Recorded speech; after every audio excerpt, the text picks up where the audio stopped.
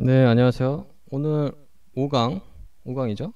오늘은 이제 파일 관련된 거, 해킹, 대응법을 소개해 드리도록 하겠습니다. 파일 업로드랑 다운로드, 이제 취약점 이용해가지고 이걸 건드리는 건데, 이거 한번 업로드는 뭐냐면 이상한 파일이 안 들어가게 하면 돼요. 그리고 다운로드는 노출되면 안 되는 파일을 다운로드 안 되게 처리하면 됩니다. 자, 한번 볼게요. 로그인을 하고 들어가 볼게요. 이거 했는데, 자, 다시 한번 해볼게요.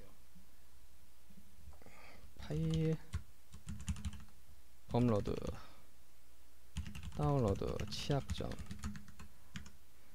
고고싱 이렇게 하고 파일을 업로드 해보겠습니다.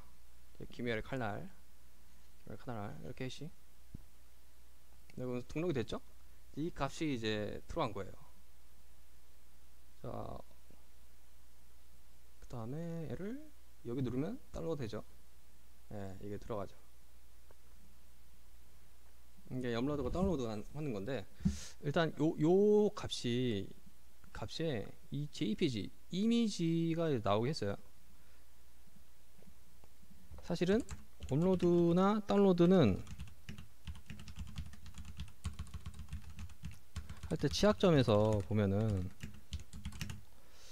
위험한 파일이 있거든요. 그 위험한 파일에는 확장자가 정해져 있, 확장자가 되게 여러 가지 있는데,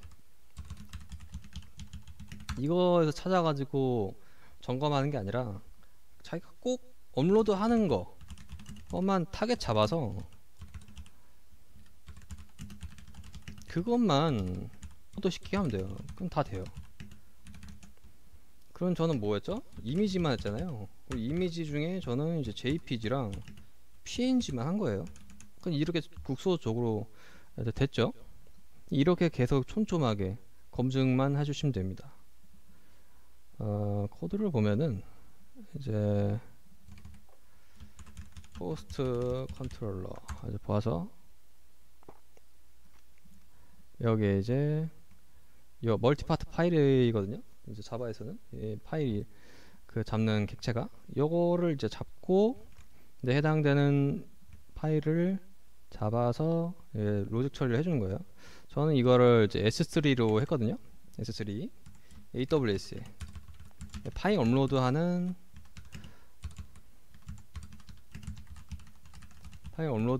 서비스가 있어요.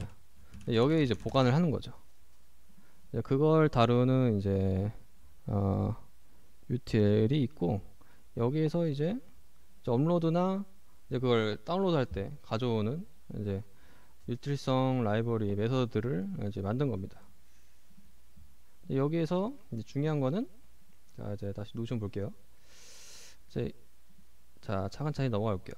그러면 이제 한번 자세히 설명드리면, 이제 비정상적인 파일로 이제 업로드 하는 거예요. 파일 업로드 취약점 공격은 지정되는 경로가 아닌 경로에 보내는 파일.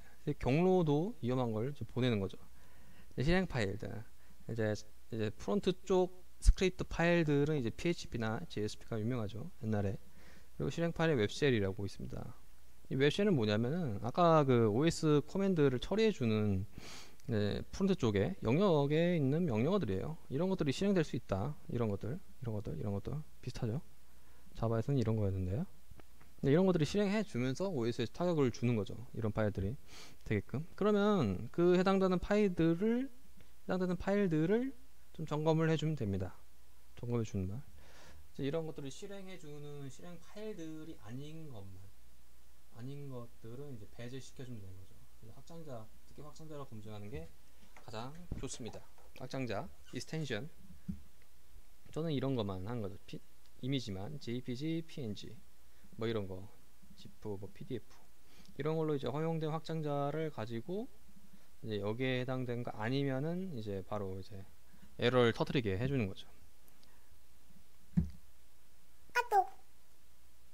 그 외에도 그 뭐냐 MIME 타임이라고 해가지고 요 실제 브라우저 내에서 가져오는 타입이 있어요. 컨텐트 타입. 뭐 그걸 가져와서 검증할 수도 있고, 그리고 더 확장해서 추가적으로 해주시면 좋은 게 이제 파일 크기, 사이즈, 뭐 서버에 가봐도 생기다 보니까 이런 거 처리해주면 되고요. 그리고 업로드 폴더에서도 뭔가 분리를 해서 경로를 확실하게 지정을 해주면 되는 거죠. 뭐 AWS S3로 하면은 이런 경로들을 다 지정해 주면 됩니다. 버킷이라고 있죠.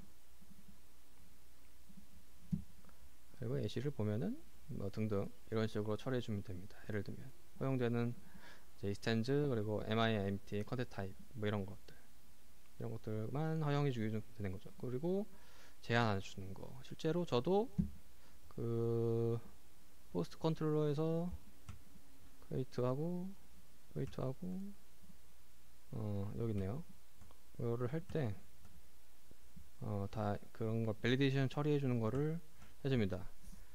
제가 JPG 확장자가 그러니까 이미지 확장자만 허용했고 원본 파일이 10메가 이하로만 하고 사이즈가 적어도 500 이상 돼야지만 이제 하게끔 이제 업로드가 되게끔 한 거죠.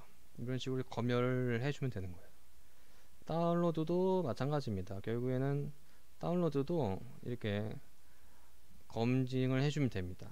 근데 다운로드는 이제 경로 조작 공격을 주로 많이 하거든요.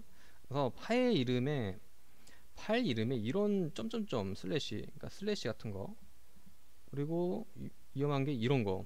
보통 이제 리눅스 같은 서버에는 이런 etc 슬래시 스페이스 wd 비밀번호죠. 이런 경로에 되게 패스워드가 노출되는 파일들이 되게 많거든요. 이런 것들이 다운로드 되게 하면 안 되겠죠. 이런 것들을 최대한 방어해주기 위해서 파일 네임에 이런 점점점 슬래시 이런 것들이 절대 안 들어가게끔 처리를 해줘야 돼요.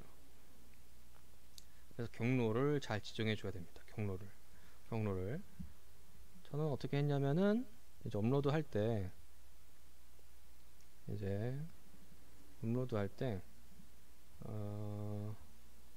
여기 있네요. 여기에서 유효하지 않는 파일 네임에 이런 값이 들어있으면 다 이 시점이 터지게 했어요. 그리고 사실 실제로 윈도우에서도 어디 보자.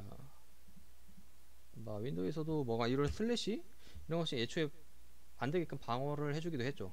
그래도 혹시 모르니까 이렇게 서버에서도 방어를 해줍니다. 네.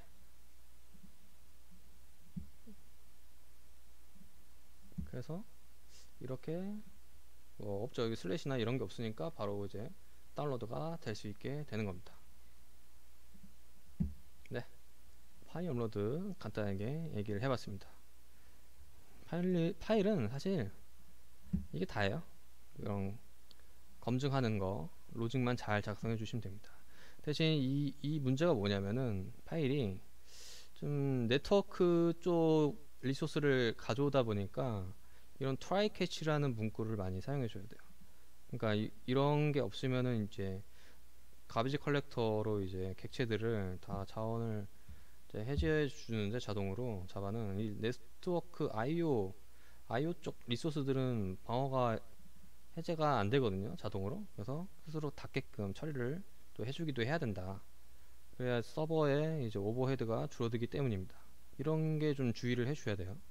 그리고 이런 문자열들 처리도 다 해줘야 되는 거고 등등 이런 것들을 좀 더 신경 써야 돼가지고 생각보다 파일 업로드나 파일 쪽 유틸들 만드는 거는 만만치 않아요, 처음에 할 때는. 그래서 좋은 커스터마이징 하기 좋은 템플릿 같은 거 하나 제대로 만들면은 편하게 또 쓸 수 있다는 거죠. 네, 그래서 파일 취약점 대응 공격 관련해서 마무리 하도록 하겠습니다. 다음에는 SS랑 간단하게, 아주 간단하게, 이게 좀 양이 많긴 한데 최대한 간단하게 정리해 보려고 합니다. 그래서 마무리로 해서 끝날 것 같습니다. 네, 오늘 여기까지 하겠습니다. 감사합니다.